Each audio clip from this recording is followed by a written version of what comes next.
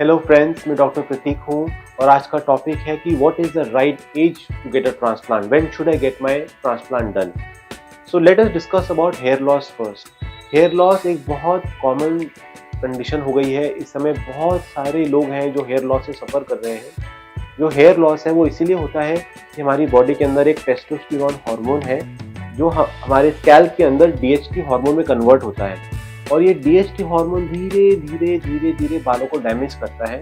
तो over many years धीरे धीरे धीरे बाल पतले होते चले जाते हैं और फिर ऐसा टाइम आता है जब बॉल्डनेस अपीयर हो जाती है। ये जो प्रोसेस है बहुत सालों तक चलता है, ये एक दिन में नहीं होता है। इसको होने में करीबन 10 to 15 ईयर्स भी लग सकते हैं। तो कई लोगों का बहुत रैपिड बॉल्डिंग होता है, कई लोगों का बहुत स्लो बॉल्डिंग होता है।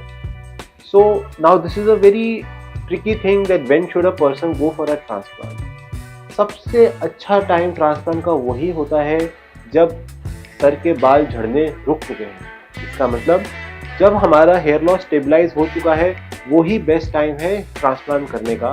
उसके रीजंस हैं, क्योंकि हम ट्रांसप्लांट सिर्फ वहीं कर सकते हैं जहाँ पे बॉल्डिंग हो चुकी है। अगर आपकी बॉल्डिंग धीरे धीरे बढ़ रही है और जिस एरिया में अभी बाल थे, अगर वहाँ पे 2 साल बाद बाल नहीं रहे तो आपको दोबारा सर्जरी करानी पड़ेगी।